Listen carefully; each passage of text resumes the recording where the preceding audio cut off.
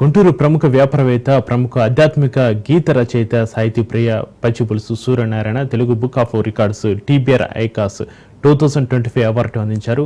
1790 రోజుల నుంచి రోజుకొక పాట చొప్పున 1790 పాటలకు పైగా రాశారు. మధ్యప్రదేశ్లోని శ్రీ ఉజ్జయిని మహాకాళేశ్వరునికి భస్మాభిషేకం అనంతరం చేసిన అలంకారములకు ఈ పాటలు రాశారు. రోజుకొక ఆధ్యాత్మిక గీతం రచించడం అరుదైన రికార్డుగా భావించి అవార్డుకి ఎంపిక చేశారు. ఈ నేపథ్యంలోనే పచ్చిపులుసు సూర్యనారాయణకు హైదరాబాదు బొగ్గులకుటలోని తెలంగాణ సరస్వతి పరిషత్ వేదికపై అవార్డును అందించారు నిర్వాహకులు. ఈ అవార్డును పరమేశ్వరుని ప్రసాదంగా స్వీకరిస్తున్నానని సాహితీ ప్రియ పచ్చిపులుసు సూర్యనారాయణ తెలిపారు.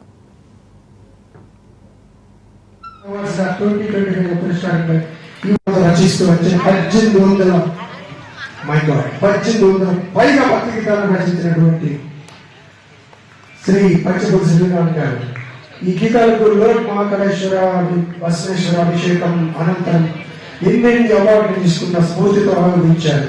ఈ పాటల శుద్ధి భక్తితో పరాత్మకు ఏకభవించిన ధ్వరలో నిలచి మహాకాళేశ్వర స్వామి వారికి భస్మాభిషేకం తర్వాత ప్రతిరోజు దివ్యమైనటువంటి అలంకారం చేస్తారు. అటువంటి అలంకారాలకు ప్రాధాన్యత చెంది 1790 రోజుల నుంచి రోజుకొక పాట శివుడిగా రాసిగానే నిద్రపోదు.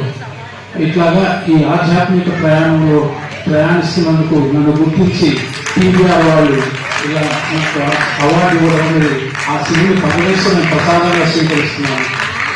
అభ్యంతరం లేకపోతే స్వామివారి పాట ఒక్కటి పాడడానికి నాకు అవకాశం ఇవ్వాల్సిందిగా కోరుతున్నాను.